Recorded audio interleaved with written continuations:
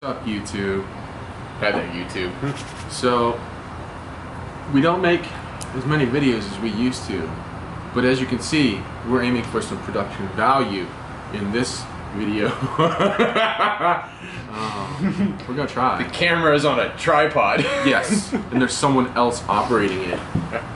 Sweet. Okay, so there have been requests, and we're gonna do it. We're going to go through all of the Maker's Choice SM-100 bladed stingers that we finally have finished, and they took way too long to make. But here's the deal. Realistically, I don't know if I'm ever going to get my hands on this much SM-100 again. I don't know. And so I wanted to go buck wild on these things and make them as exceptional as I could. Let's start with the stinger design first, go to SM-100, and then start talking about knives. Look at that. That's a plan for a video. Alright, well, Plan. Plan? I need a plan. So the stinger was designed based off of actual market data. Like, this is not something I just cooked up willy-nilly, because sometimes I do that. I got an idea. Yeah, that happens. This one was actually like what people buy amalgamated into a cool knife. And I love it. Amalgamate's a big word, bro. I know. So I love it. Okay. So that's how we got the stinger design. It was looking at certain aspects and certain things that people queue on in a big way to sell a knife, and Elliot designed a knife around that with all the cool shit.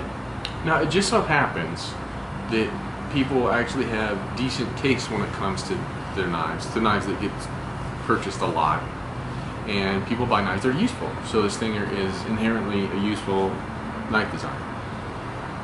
And it's just cool. It's definitely a solid addition to your armamentarium. Ooh, very nice. So we. Thank you. So we initially did 20 of these as kind of a test run way back in the day, last year, and we did them in steel, and I was trying to make them as inexpensive as possible, so I pulled out some of the expensive components like the lock insert. It's an expensive component, and I didn't love them, and I said, I want to make this knife again. I want to do it as a big run, and then I got wind that SM-100 was coming out in some larger plate that I could get my hands on, and I said, this is the knife to do SM-100 in. And I said, yes. And we did it. We kind of went the opposite direction of making it the least expensive knife to the one of the most expensive. Yeah, we did that, didn't we? It's okay, I think it's worth it though. But here's what I was going for in this knife run. I wanted to proof of concept a process for SM-100 that made it almost viable to be put into production. Almost. It still has a lot of challenges involved in it. And I wanted to... Oh crap, I forget what number 2 was. It's a good one too. Do I need to get your diary? I wrote it down in my diary so I wouldn't have to remember. Crap. Number 2, so you want to... Obviously our processes. Make the process. And then...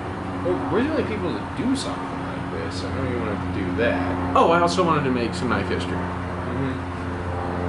Yeah, because no one else has been able to do it, and there's reasons why. It is an exceptionally challenging to work with material, and we'll start and that's going an into understatement.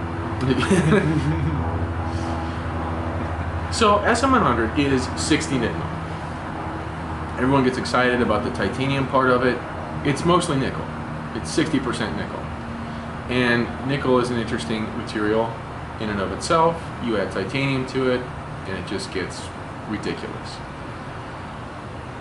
One of the things that has always fascinated me about it, and at this point I can say beyond the shadow of a doubt I've made more knives of this material than anyone else in the world. I happen to know quite a lot about it because I've done a lot of extracurricular research on this material, not just from like data that some material has, but from NASA data, as well as talking to other companies that manufacture nitinols. So there's type 55 and type 45 and type 40 that get used in medical devices and various other things. where it's interesting to use.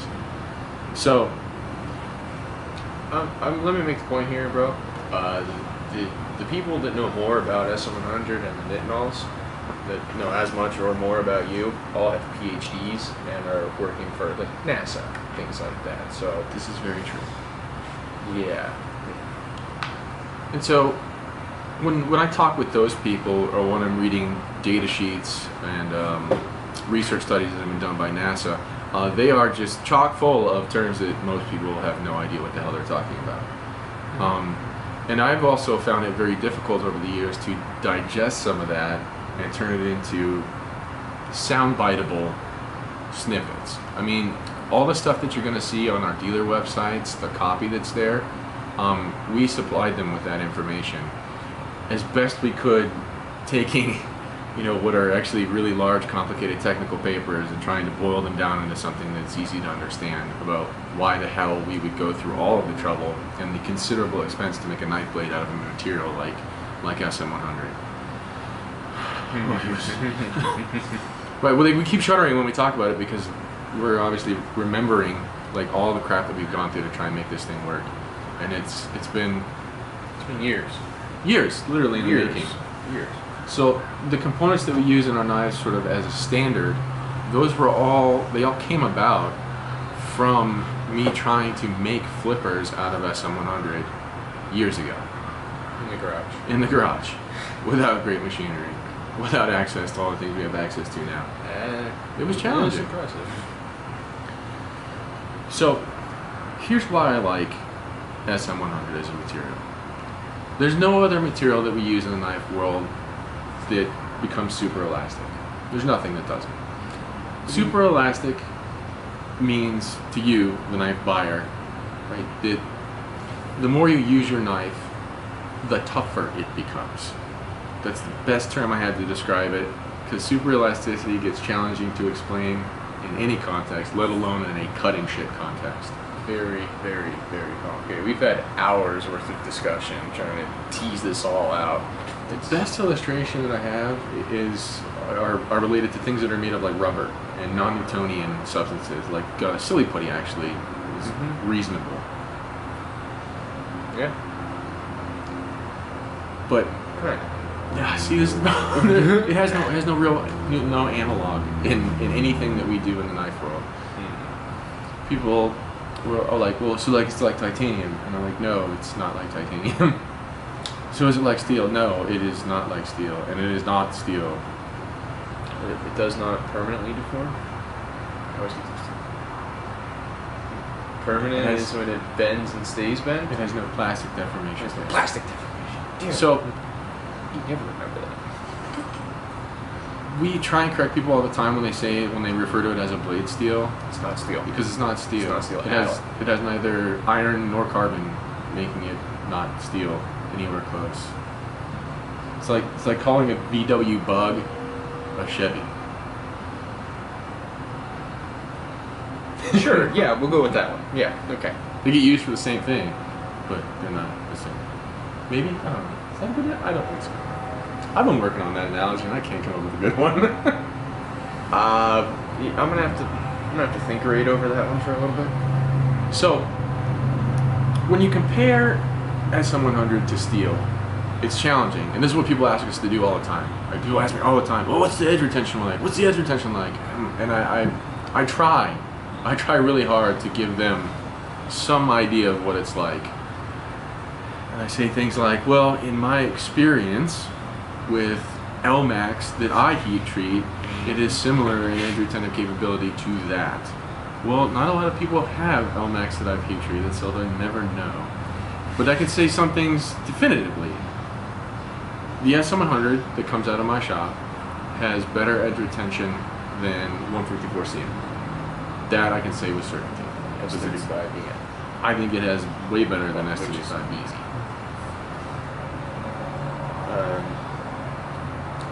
But realistically, to compare SM-100 to steel is unfair, since it is nowhere, it's not even close to the family. What it bears more resemblance to are things like the cobalt chrome alloys, so stellite and talonite. And when you compare it to them, it kicks the shit out of them. performance-wise. Why is that? Well, we're getting there. I'm rambling Right. up. Right. All right, move along. It's hard shit. I know. Okay, People want to see the knives, man. we'll get to the knives. Don't you worry. We'll get there. You gotta listen to what we say first. Maybe like not ask us a million questions. So, because of super elasticity and what I am terming work toughening, the more you use the knife, the more you sharpen the knife, which you won't end up needing to do that much of, the better it becomes at holding its edge, and the more resistant to damage it becomes. And it's a unique property that we just don't see in other materials. There are steels that will work harden, like H1 is one that some people are familiar with because Spyderco uses it in their salt series. H1 is not a martensitic steel, meaning you don't heat treat it. It is actually work hardened to achieve its hardness and edge retention. So, I like SM-100 for that respect. I also think that it's cool that it doesn't rust at all. That's nice. Can't. I actually really like that it's flexible. It's a pain in the ass from a knife maker perspective because it compresses. So like fitting it into a knife is very challenging because you think you've got it locked up great, and then you can just like bend the material around the lock bar. It's so crazy. You can actually see the tang of the blade bending around the lock. So insane. There's a slow motion video from Steve, who rode you even ratchet. And it's a slow-mo video, and you can see as the knife comes out and locks up, the blade like actually flexes in slow motion. It's very crazy. So I mean, it's still flexible at a high hardness. This is one of the things that initially attracted me to it because high hardness and flexibility, they were mutually exclusive until 16 inch mil, because it is both high hardness and flexible. It's very, very strange. In fact, I talked to other engineers, and they're like, "Wait, what?" I'm like, yeah, it's like 60 Rockwell C, and it still bends.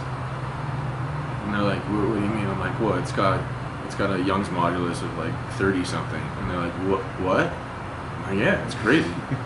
If you don't know what a Young's modulus is, go look it up. That's how. Let me stop right here. Is that Young with a J-U-N-G? No, not Jung. It's Young. Like Young? Like, wow, you're looking very young today. Thank you. Young. I appreciate that. So, people have asked me, like, how do you know all this stuff, Elliot? Well, it's 2016. Yeah, it is. And I use the greatest repository of information ever known to mankind to my advantage. I Google stuff.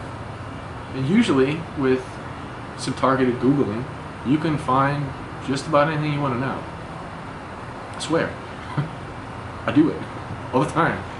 I don't know what this means. Look it up. Or my computer is clever, so you can just highlight it and right click and Google search that term. I like that. Technology. Was there anything else I need to talk about with SM-100 in terms of why we use it and why I like it? Let's talk a little bit about how it feels relative to a steel. Okay, so it doesn't feel like steel. Not at all. Period. I mean, we have worked exceptionally hard to get the knives that we have as smooth as possible, and while they are smooth, right, they don't feel like our smoothest steel knife. They just don't feel that way. As hard as we try, they never will, because it's not steel. It's not steel, and SM-100 likes to gall. This is very true. Well, except so it galls with other materials, doesn't gall with itself. But the curious thing is, like SM-100, it's like the material of juxtaposed mutually exclusive properties. It's very strange. So it has a really low coefficient of friction, and yet it galls with certain materials badly. I mean, it's so strange. It's flexible, but it's hard. It's very weird, and this is why I think it's very interesting. Love it. And I hate it at the same time. Oh, one of the things people ask me all the time, like, what is it like to sharpen? I sharpen it the way that I sharpen every knife. I'm a little jaded when it comes to sharpening because I've used some of the most ridiculously challenging to sharpen materials on the planet. S125B. Oh my god, that was a steel that I actually say that was hard to sharpen. Like, that took so much time to sharpen that crap. damn, does it stay sharp for a while. So I find SM-100 to sharpen up basically like a 154 CM. That's what it feels like to me when I'm sharpening it. I find it you know what, it feels like N690 too. It's quick and easy. It responds well to most modern abrasives. I mean, we sharpen everything here with wet dry sandpaper. Have for years, still do. Mm-hmm. We've actually tried a lot of different sharpening methods, and we always come back to the sandpaper and the stick. Sandpaper and the stick. So, was there anything else that people, any other questions that you've been getting a lot of that bear mentioning? No, that's it. Is that, like, the operation of the knife will feel different than steel, and you'll notice it kind of surprised us how much lighter SM-100 is. You didn't mention that. It's 18% lighter than steel. So that doesn't like mean shit, right? Oh, 18%, whatever the hell that means. But it realistically, it changes noticeably different. Now, our knives are typically a little bit blade heavy, because we like to put a big old blade on the knife. Now these ones they're a little handle heavy now because the SM-100 is so much lighter. Like it's noticeable in the knife. Alright, we ready to do this? Let's do this! Alright, pop me open a case, buddy. Alright, here we go. So these are Maker's Choice. For those of you who don't know, right, Maker's Choice is something we started doing last year but just by accident. Like, people started asking, you know, hey man, can I just pay you more money and you just do some crazy shit? And we said, sure, yeah, it'll be the Maker's Choice. And then we went, wait a minute, why don't we just do this for everything? This could be really fun. It allows us creative freedom to push and experiment, to do other things. And so the way that we rock Maker's Choice, right, is now every knife that we make this year, that's a run of knives from us, we'll do a pre-order for it, and you'll be able to get one of the 20 Maker's Choice slots. The way that we roll Maker's Choice is, it is exactly what it sounds like. It is Maker's Choice. And these are getting boxed up right now in this video. Chris and I's choice. So I go through and I lay out a bunch of stuff and I just make what makes sense. Now usually, what I'm going to try and do all this year is create a theme. So because SM-100 has relations to NASA and outer space, and there's some... It goes in outer space. It is in outer space. Mm-hmm. So there's rumors that when it was developed in the 60s that it was some kind of weird alien technology. So some of the early work that I did in it was always themed. Which I'm going to say, no, this is mankind. We did that. This is our invention. No, the aliens didn't do that. This is us. So what I did for this entire run is I went and I fed my mind a bunch of outer space themed stuff. So what you're going to see in here are themes that revolve around Alien, Predator. I went and looked at a bunch of video games that take place in outer space, StarCraft, obviously Star Wars, and then that goes into every knife. There's always going to be some of those. Geiger. And then I watched a documentary on H.R. Geiger. I can't pronounce his first name. That's why it goes by H.R. And so I've always liked Geiger, and then I watched that documentary, and then I was like, I'm doing this. The biomechanical theme works well for carving titanium. So I went buck wild on stuff. So that's one. And then here's the thing. After we make them, we put them in their box. Boop. They go in the shipping box. And that's the last time I see that knife or know what that knife is. And then we'll get a label on it. Taped up in a label attached to it randomly, and it's going out. And that's how we roll. Some people will balk at that, and I'll say, well then don't get it. Well, this is cute. We got the two ones with the hexagons right up front. Well, I mean, we like the hexagons. Had to do it on my personal one. And his. Yeah, I did it on my time. So one of the things that we're doing distinctly differently with SM-100 than what other people have done is we're anodizing it instead of leaving the heat color from heat treat. That was part of working out a slightly more industrialized process so that we could make not one knife at a time. So it took me like 3 years of screwing around with different, really burning out power supplies and screwing around with different solutions. And then finally going, oh, screw it, it's just never going to happen. And then last year, Chris has an SM-100 knife that I gave him for his birthday. And this asshole, he goes, "Hey man, why don't we just do this to it?" And I went, "Oh, I never tried that." And all of a sudden, he was able to anodize. So we did anodization work. I want to say it was mostly Chris. And then we did a lot of stencil work so that they're So unique. yeah, no, anodizing SM-100 is nothing at all like anodizing titanium because it's mostly nickel, right? So it does some very interesting things that I'm able to manipulate colors on it. I still can't fully control them yet, but you'll see a lot of two-tone finishes where we have different textures, different colors, all rolled together into one thing. Which one's that? Oh, that one's a direct Predator one. So where were you? Oh my This god. Predator knife. Right, so apparently the other camera overheated. So we switched to camera 2? Camera 2. Camera 2. Wow. Yeah. Hopefully we'll edit this together so you don't see too much of this chicanery. So, right, Predator. Yeah. So this one, actually, I was looking at a van brace of Predator armor. It inspired me. I didn't read that one yet in the book. Sorry. What? I didn't get to that word yet in the book. What book? That was Van Brace is from the book? No. It's just a piece of armor, dude. It's the part that goes on your arm. Yeah. You're so plebeian.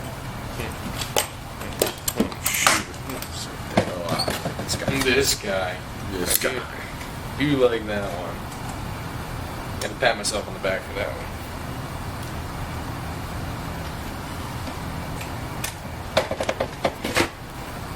You're ridiculous, dude.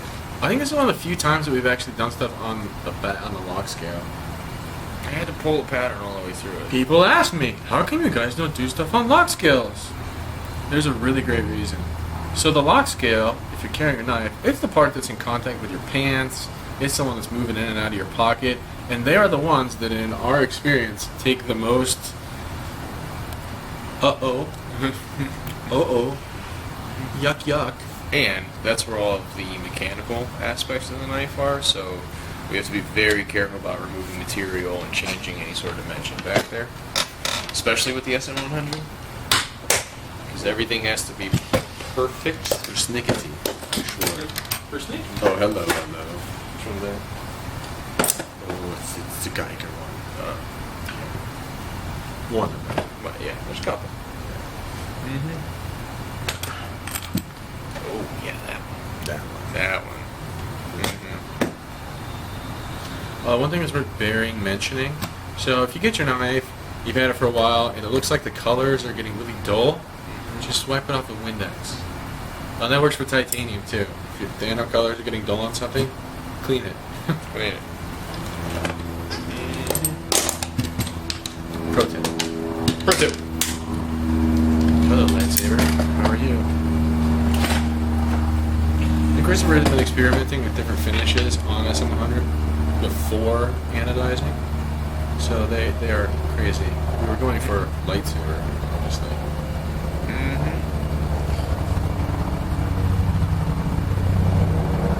It's plasma. It's plasma. Plasmarific. I like it. Next.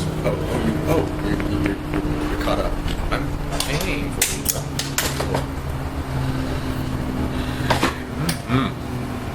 Yeah.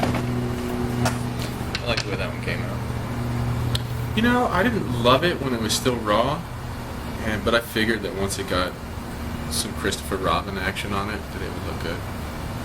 I like that. So we've actually had problems like discerning which one are our favorites. Like it's been really hard. People always ask, which one's your favorite? I'm like, No. I like them all. Hey girl. That one. Did a lot more pierce work on these than I have in the past. Because again, it fits nicely into Geiger themed carve work and A little peekaboo for the blade. a little peekaboo. Is that the, oh, I did the fade. The fade. Mm-hmm. Oh, you're special. I am special. Mom tells me that all the time. Yes, she does. Because she needs to. Get my fingers out the way. Yeah. Hello, everybody. We often get asked, how are you guys making black titanium? With Magic. With a obviously. coating.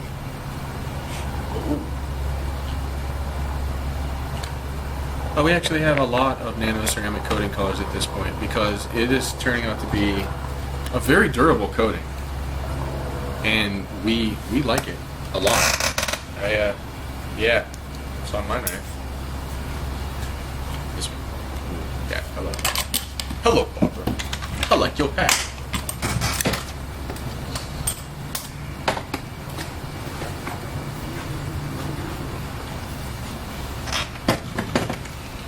That one.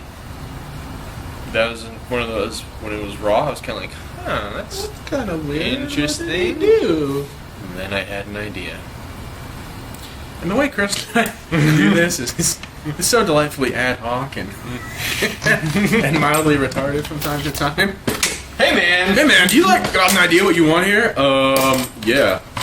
Like Some I dark. want that like dark, and I want that the colors, like colors and stuff. I like this one too, but I knew I was gonna like this one regardless. Mm-hmm. Get some shininess up in here. Ooh, shiny. What's this one? Next? But you already did this one. No, I did not. You didn't do that one? Oh, it was the... Green one, bro. I got... My peekaboos got confused. Yeah, there's some peekaboo action going on here.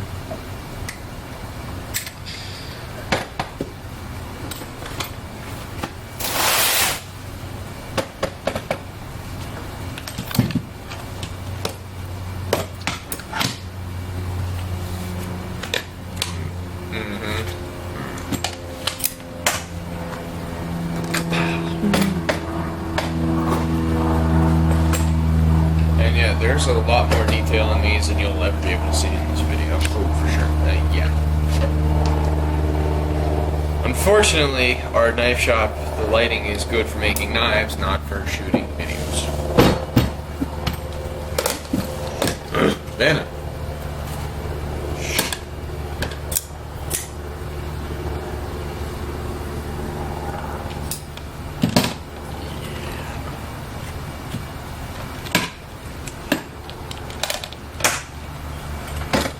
To answer questions, you're not going to cut your finger in that unless you do something really stupid. Yeah, you gotta work pretty hard to get your finger in there, and then unlock it. You gotta, Stop. You gotta be just. Just enough. We're just saying. No mas, bro. But I like this one. I probably get.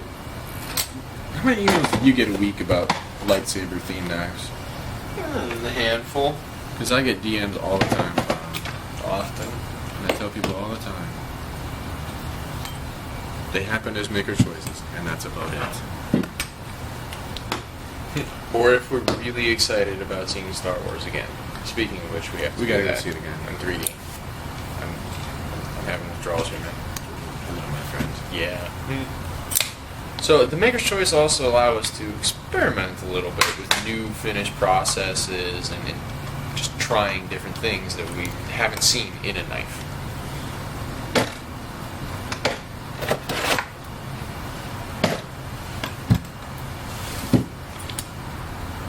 Goodbye, my friend. Christopher, how'd you get this crazy color on here? I could tell you, but I'd have to kill you. I mean, it's like you've got like 3 different colors in one ano. Well, anodizing is always dependent on the surface finish that you have. Now, that particular surface finish is the result of like 6 or 7 different processes that occurred on that scale. So, magic. Magic. You know. Yeah. Could I do it again? Of course. Of course. Oh, of course I cook. That's what I like about you. Grab that. Of course. Clearly.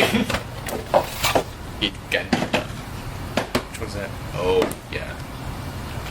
I got a little crazy. And I was like, yeah. You went for it. I think it's shiny. Shiny. It's like dilithium crystals. I don't actually know what color dilithium crystals are. Because I'm not a Star Trek fan. I'm a Star Wars fan. In fact, I'm wearing a Star Wars shirt. I'm like, yeah. Oh, I dressed up for the video. You're so classy. I am. Yeah, this one's actually, this one's a little bit of everybody that I was looking at. It's a little alien and a little predator all rolled into one. Someone else said it looked like trilobites. And that's the kind of cool thing about stuff that's real art, is that you see whatever you see. Yep. When people say stuff, oh, it looks like this in there, I go, absolutely. Sure. Absolutely, we did that. Right. So there they are. That's them. Final thoughts? Final thoughts.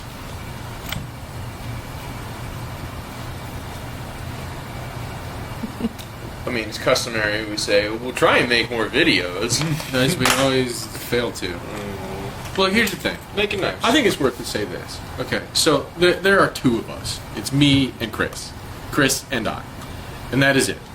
Sometimes we get some assistance from other people, but really it's me and Chris. And so when you email us a bunch of times, it's not going to make it happen faster. You're like, are they done yet? Are they done yet? Are they done yet? No, they'll be done when they're done. Because I can't make it go faster. Like, I can't try harder. I can't work more hours. You don't want us to make it go faster either. Like this, each one of these knives is individually fit. We have to go through. We tweak every little thing. I mean, and How many times have I told you? Yeah, keep going on that one, buddy. Yeah, where not so much. it's like it's close, and to get everything really dialed in. One more time. Just one more little. It takes time. It takes finesse and everything. So I mean, it's a crafted product. Ooh, for sure. We make them one at a time. I mean, we do batches, but we still assemble them one at a time. Well, I mean, No. I've been hearing things. No. That we're a production company now. Mm-hmm. That'd be cute. We are? Absolutely, dude. We produce knives. I hear the silliest of rumors out there. It's so funny. Oh, they don't even make their own knives. I don't? Since when? Because that would be great. That would mean I wouldn't have to be here like 100 hours a week. We finally found the knife elves. We've been looking for them for years. Knife elves. Sweet. Alright, so I think it's time. And we needed some lunch, man. I'm hungry. Well, I'm hungry too. We should Yeah. have lunch. Alright, let's wrap this video up. Alright, YouTube. Thanks for watching. To those of you who are new, bye. To those of you who aren't new, why do you still watch? I don't even know, dude. Apparently we're entertaining. I don't know. Alright, bye, YouTube.